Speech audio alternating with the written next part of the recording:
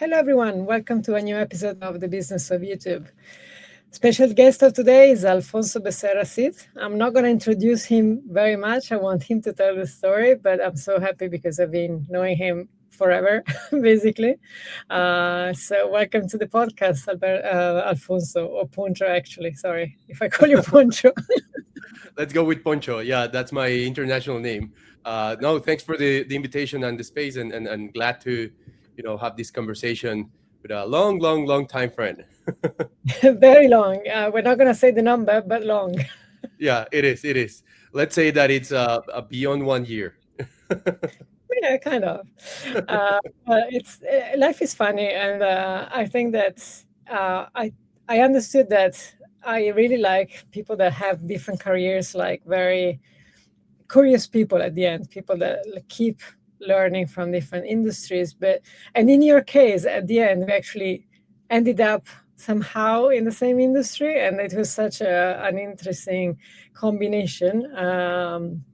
But tell us about what's your story. I mean, I know part of it, but how you ended up working in sport, and what's your kind of progression you had in your career? Sure. So yeah, I'm definitely a weird guy. Right? Weird is good. I love Weird is weird. good. Yeah, weird is good. Keep weird. Yeah, exactly. Yeah, in university I focus on computer science, uh, and then my professional career has been more focused on like business development, innovation. But the when I look backwards, like the connecting the dots, I'm gonna fall into this cliche of the Steve Jobs speech. I think it's back in Stanford, something like that. Yeah, that You one. can connect the dots backward.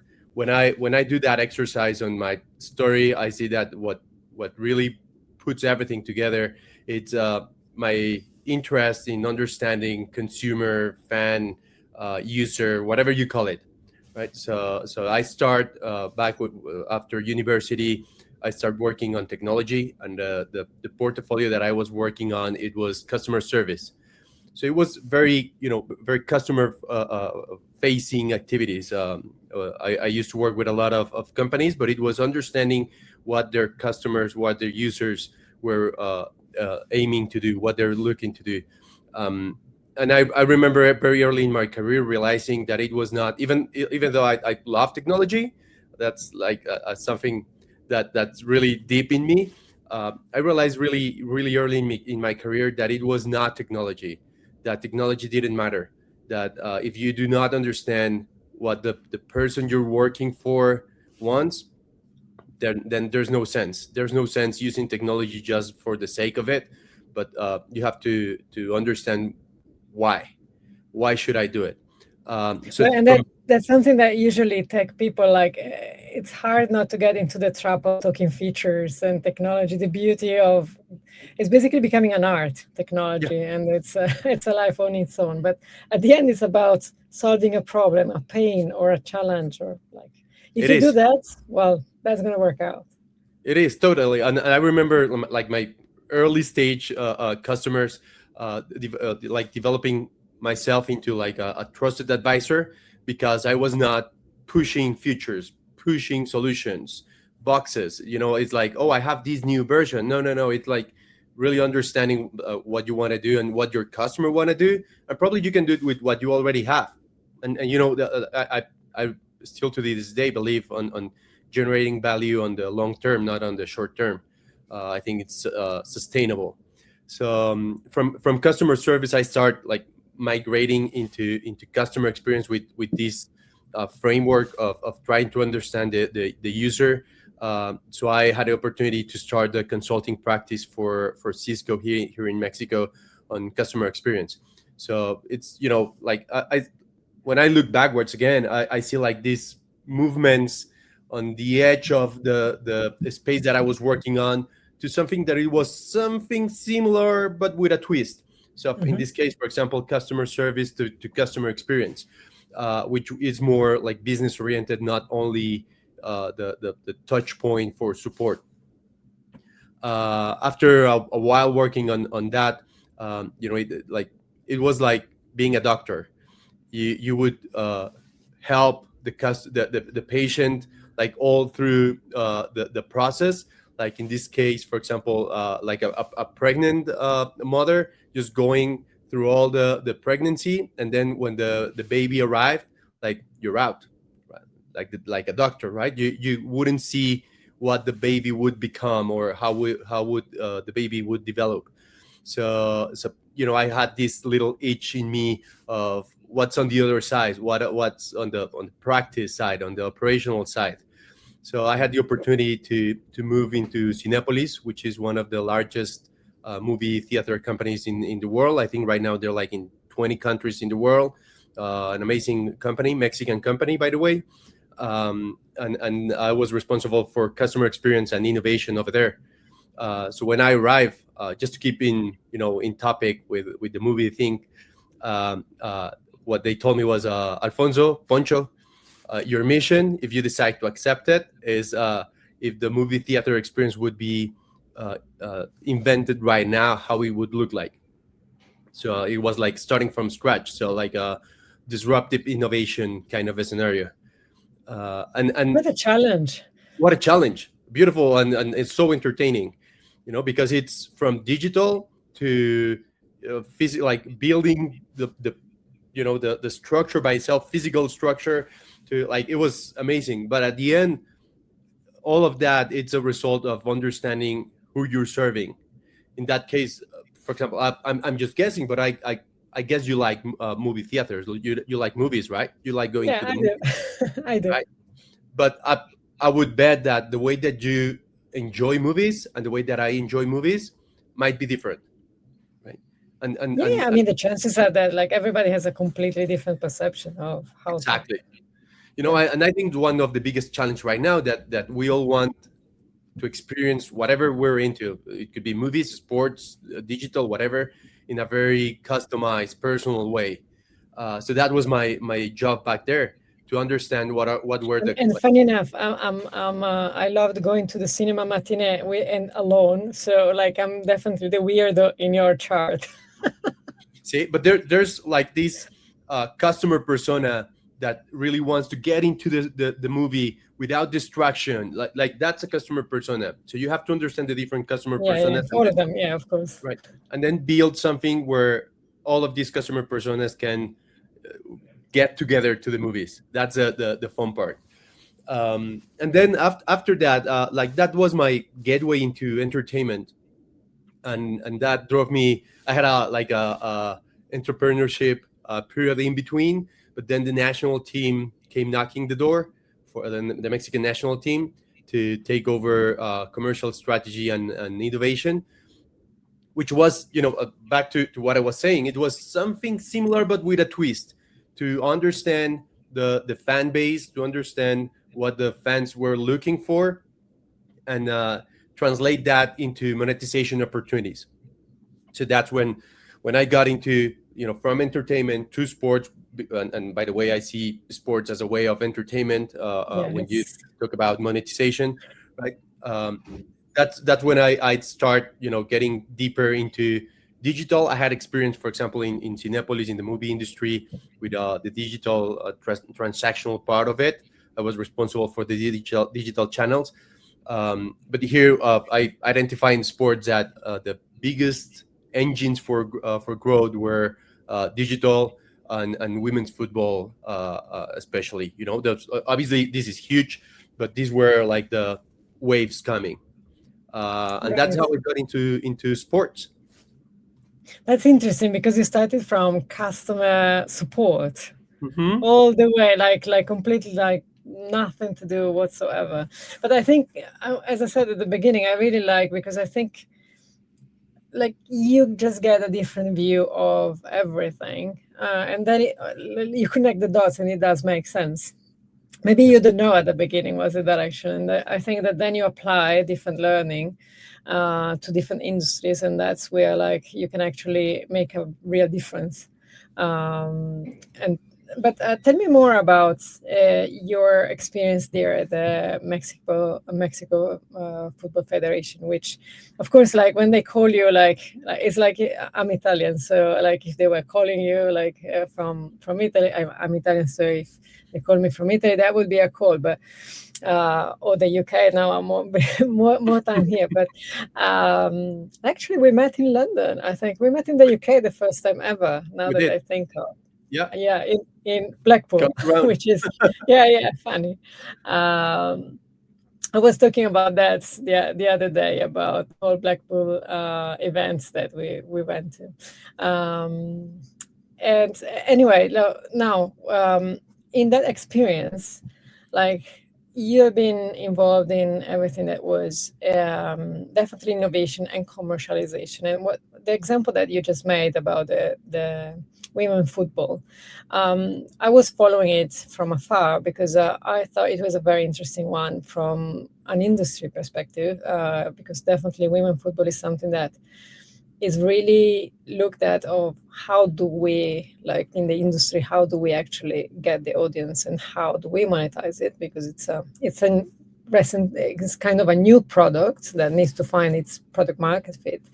And you had a very fast forward approach, like you really wanted to get through YouTube. Why and what happened there? Like, how was it? Sure. So first, I think the turning point, at least for myself, was to take like a portfolio approach to the Mexican Football Federation, to understand obviously the trends and the preference, the changing preferences of the consumer and the fan, uh, to understand what was growing and then what we needed in the portfolio. First, to bring football to everyone in Mexico, but then to satisfy that urge for football as fans, and have monetization options on that. So the big gap that I saw on the portfolio was that the sports organization in general, they're way more structured towards a B2B business model, um, which it's great. It has worked. It has delivered great results. But if you want to balance out your portfolio, then you have to take into consideration what's happening in all these D2C, V2C kind of scenarios. Like right now, like with all the digital tools that we have as consumers, there's this big gap on what the sports organizations offer direct to consumer. So a business to consumer kind of model, or business to fan kind of model. So that was like the first gap that I identified. Then on the trends, um, if you take this approach as a portfolio, and if you think of it as a venture capital, for example, you would see that the usual suspects. So, for example, in our case, the men's national team, the Liga MX, they were growing, they were having good numbers, but they were the blue chips of the sports industry. So the growth rate would keep Yeah, and it's nice and stable. nice and steady, exactly. So if you wanted to think about the next wave, then you have to look elsewhere, and that's when like women's football became way more relevant. And then when you see how authentic it's women's football and how relevant is on the social sphere, for me, something that connects all these dots, as I mentioned, is customer experience, because I want to generate impact in the society, a positive impact. So everything came together on there's a gap on the portfolio.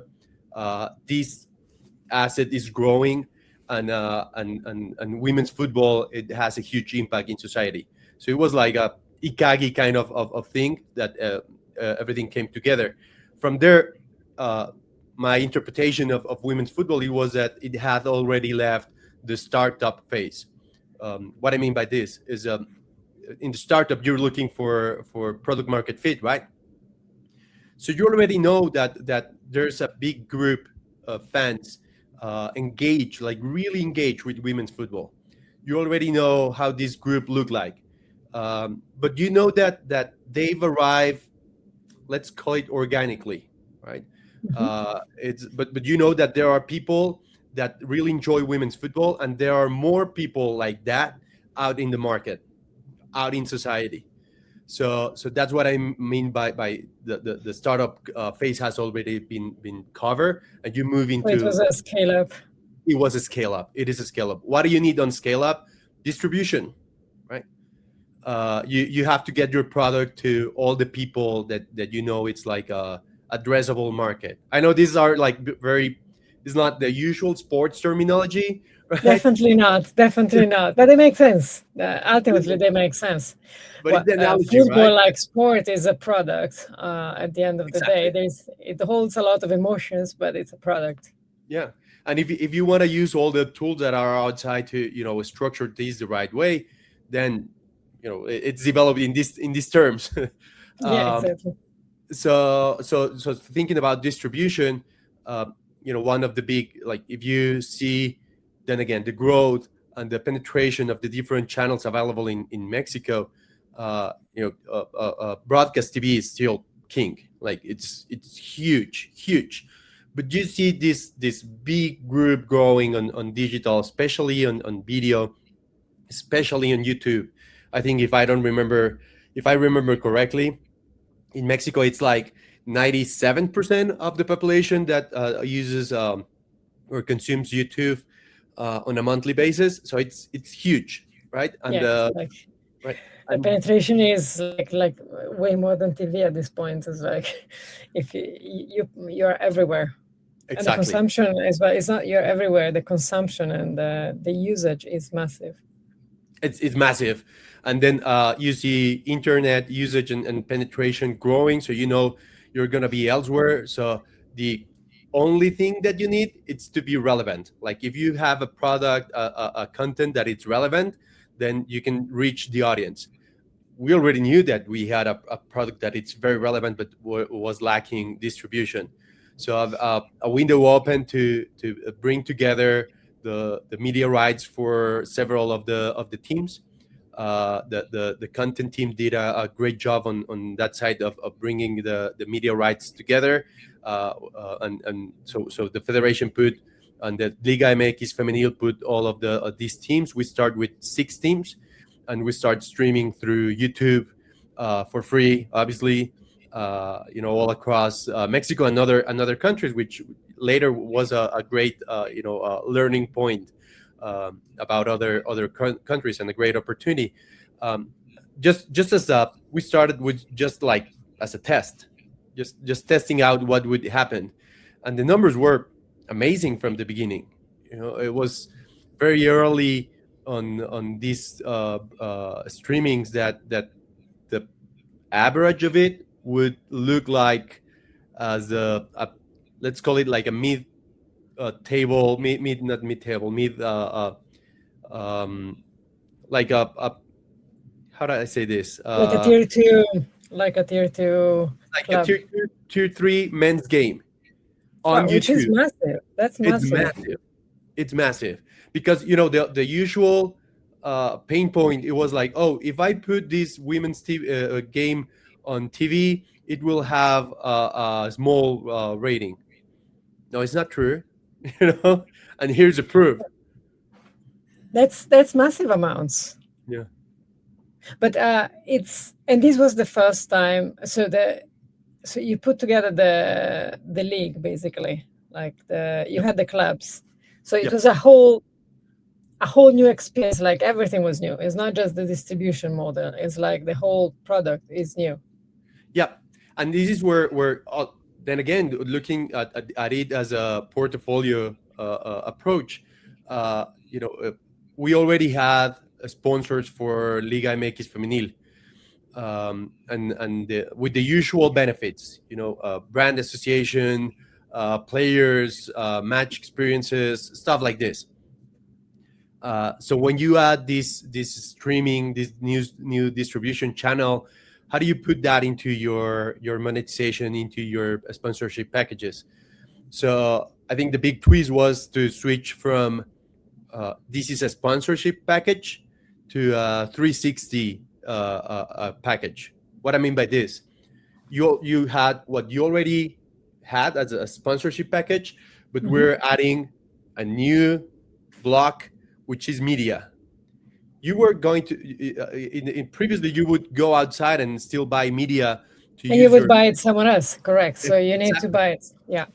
So I'm bringing something that you already know will arrive or reach the right audience, and it will be a big enough audience, not big enough, a huge audience actually. Yeah, yeah, exactly. I Right? mean, you didn't know before, like it was a bit of a test, so you were guessing, and Yeah, and I think that's like one of the big changes for the sports industry, that just moving. It's very a small change. We're used to TV ratings and this believing in TV ratings, and not that much of a deep like a double click on the data. But on digital, like, you have all the data that you want. You like, it's not me who's saying we reach this much people. Here's the yeah, data, exactly. Yeah, right? And yeah, and this is also on a new product is tough because I mean it's opinions at the end of the day. How can you yeah, debate on the opinions? Like you yeah, say it works, I say it doesn't. So what? Like who's deciding? Me, who's buying the media? So, yeah, so you're not gonna go there. But with the hard data, I think then the conversation is different than if tomorrow you wanted to do it and go on TV. Then you already know how much the audience is, what the type of audience, what's the demographic, you know everything, and you know the value from an ad perspective. If you're like if you were to sell it to the TV right now, then TV knows exactly how much money they can make in selling the advertising against it. I mean, that's an easy exercise at that point.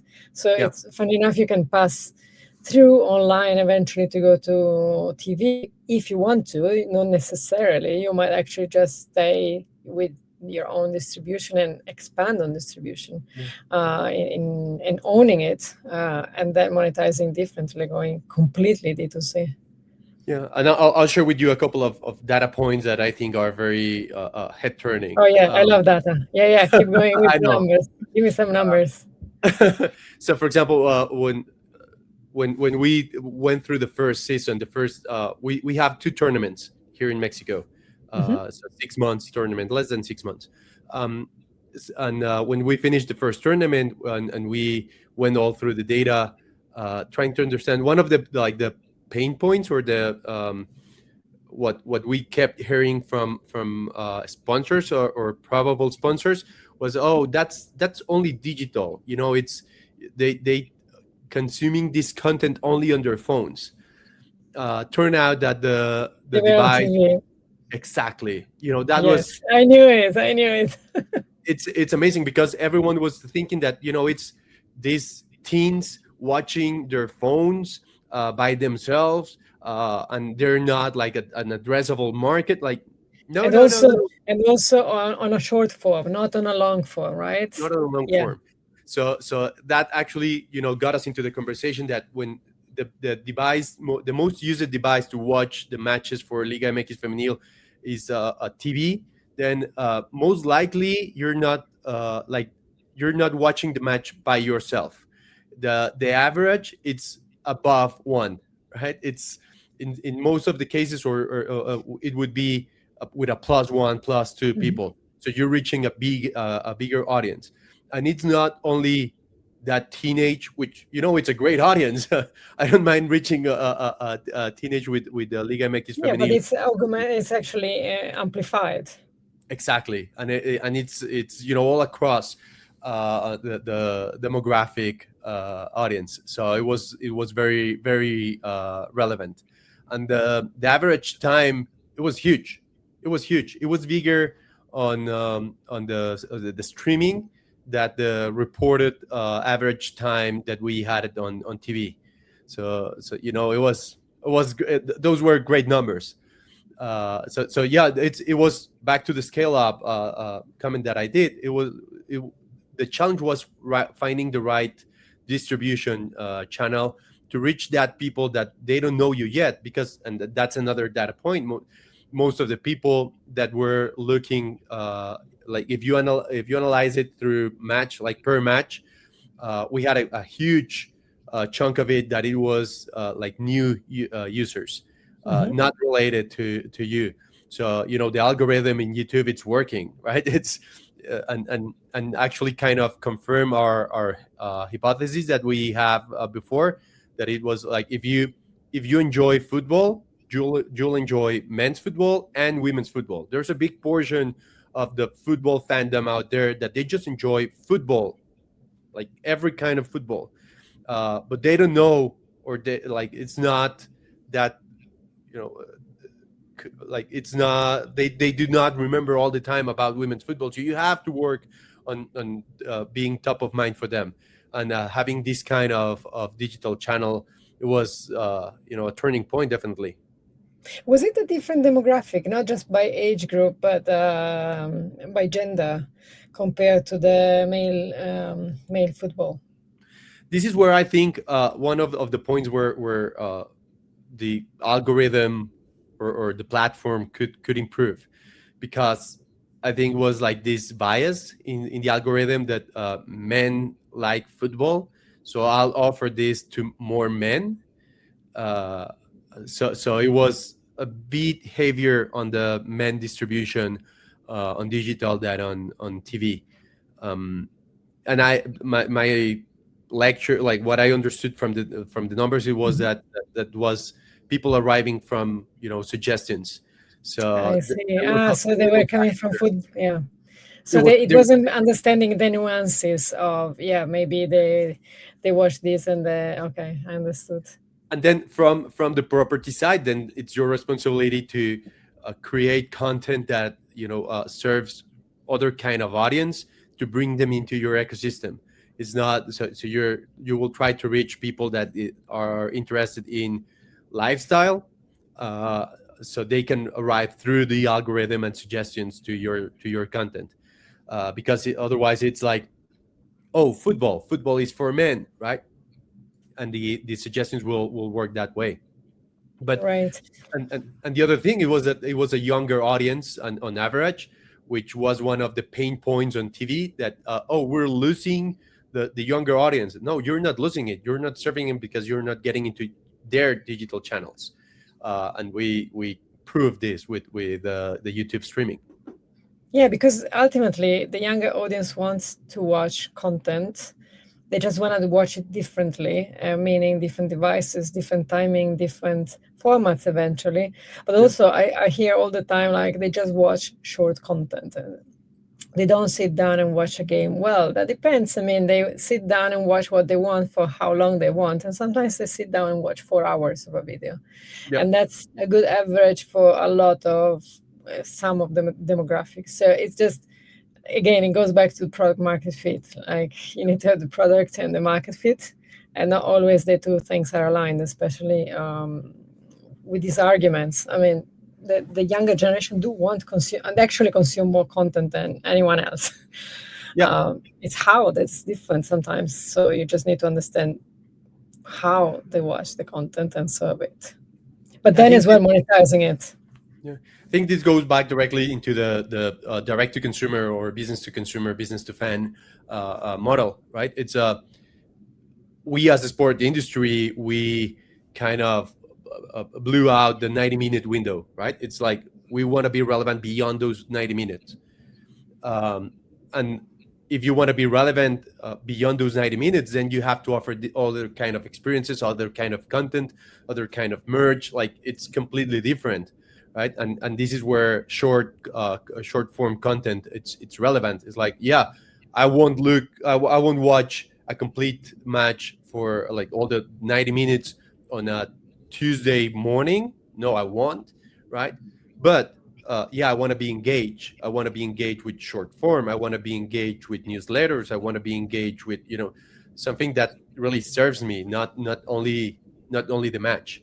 I want to know about more. Like, there's this appetite for you know knowing more about the players, for knowing more about the behind the scenes, that you can really go beyond those 90 minutes if you adapt to what they're looking for. They're not gonna come for what you have, but they will come for what they want. Yeah, correct. Yeah, they still want it, which is the important thing, but Yeah. in a different way. Well, to be fair, now while you were speaking, I was thinking about another example that is not football, but is very relevant. I was looking at the numbers of the Australian Open, Yeah. and you would expect 10 polling big time because I mean the Australian Open is between January and February, and then it ends, and then like kind of dead in terms of numbers until the next edition. And I was so wrong. Like I was looking at those, and they were like basically kind of peaking. Like they had so many seasons, and I was like, that sounds impossible technically, because usually if you're at one event, that always happens. So of course they had the peak, but then they had a lot of other peaks, and the level was just super super high, because they were still engaging with the audience even if the event was not on. And that's exactly what you want, because people still want to watch tennis. Yep. And what's sometimes for entertainment, sometimes it's vintage tennis, sometimes it's something that is telling a story, but they still love it and the vibe of it. And they did an amazing job actually doing that. And when I was looking at the graph, I was like, hold on, this is not average at all. Yeah. So people want that content. It's the Yeah. content should find them. Yeah. And I think that's the big decision, the big question that we as sports industry need to find an answer. And I've seen these through the entertainment industry. Uh, Back in the entertainment industry, like we arrived to a point where you had to understand which of your products were growing and which of your products were steady. Like, where do you want to play? Do you want to play on the let's bring all the people to the movie theater, or let's make those already engaged fans come one more times, two more times, right? So where do you want to go? That's Yeah, different. what's your game? What's your game? In sports, I think we need to decide, and obviously everyone can make their decision. Um, but in these intersection between sports and entertainment, what's going to be the weight that we're going to give to entertainment, and what's going to be the weight that we're going to give to sports? Uh, Coming from for example the football association, performance have to be your differentiator, right? Like you cannot argue with that. The performance, top performance on the field, men's and women, has to be there. Like you have to take care I of mean, that. I mean, that's the basic. I mean, That's that a should given, be a right? given. So, Exactly. But now that you mentioned the Australia Open, like they understood that they need to do something else to onboard the audience, right? I think they did brilliant with all these. With, for example, the Flash tournament that they did. I cannot remember the name top of my head, but I think it was a great way to onboard the audience, right? And they mix top performers, professional players, amateur players, because I want to see myself, reflected there. of course. Celebrities, no, they did a great mix of players participating in this Flash tournament. It was very active. It was like, that the winner of the tournament is not the best tennis player ever. They just won that tournament, and it was fun, and it's okay to have fun. And then you'll play the performance tournament, and but how do you mix the entertainment into your property without being uh, entertainment based on sports, but sport entertaining sports, if that makes sense? How do you mix that? I think it's what's really coming. Interesting. And now you already said that some improvement from a platform perspective. Anything else that comes to mind in terms of what should YouTube do better to serve better the sport industry? If not what you said already, which is like getting the algorithm to get the nuances. Well, one thing that I would say is that, and this is probably very niche in terms of international markets that would think about this. It's Google has already done something similar with like lightweight operating systems and lightweight applications, stuff like that. In this case, is data consumption. It's an issue here in Mexico and in other countries, right? So that's something that's probably too technical, but that's over there. And the other thing That's that the I, engineering of you coming out. yeah, Because exactly, it's exactly. like it's ultimately, come on, I'm an engineer. It's still in there. I It's don't still in I there. don't call features, but I understand this. Fine. And the other thing that I'm really curious on how they're gonna, like, how it's gonna evolve this trend, and what YouTube in this particular case it's gonna adopt it. It's like all the live shopping kind of experience, like to how do you use the content to trigger other actions. You wanna respect, the content, but you also want to take advantage of monetizations with the content. I see this huge trend of platforms doing live shopping. I wouldn't want like a just strict live shopping kind of content for sports, but you want to include some call to actions, activate your audience, trigger some activities. The community part of it that this involves, it's I think either on physical experience or digital experience. How do you bring the community on board is the next step. Right. Yeah, I think they did the baby steps there, but not there yet. Yeah, not there yet. Yeah, right. And I'm Yeah. like, we did a couple of experiments, for example, on how to activate the chat. How do you use it to build a community on it, to not being just a property to fan kind of communication, but it's property to fan to fan communication. Yeah, yeah. No, there are, like, from a community point of view, there are instruments, but from a monetization, like activation, like monetization slash activation point of view, I mean, still is not there Yeah. yet. But also, like, it was announced as a priority, so I'm curious to see what's going to happen on that, Yeah. because that's a huge opportunity. Yeah. Now, very last question, because I know that we could go on and on forever. I always ask to the guests to the podcast one key question for me. I really enjoy it, which is, what are you most proud of that you made Hmm. in your in your extensive career? Well, extensive in terms of different industries, different responsibilities, different countries. Like you do have a properly interesting life, to be honest. So it's going to be hard to find something you're very proud of, because there are plenty, but that's your challenge now. Wow, that's a great question. Um, I'll have to pick two. Okay, Uh, fine. No worries. one, I'm a purpose driven kind of guy. So the impact generated, let's entertainment, sports, finance, whatever, like, it has an impact on people. So and especially entertainment, people give you their most valuable time to bring satisfaction to that hour that they've gave you. That's so satisfying. That could be watching a match, that could be going to the movie theater, that could be enjoying with the family, that could be learning something about the team, that could be, but that impact, uh, and that's why I love women's football. I think that's it's great on that side, on um, representation, inspiration.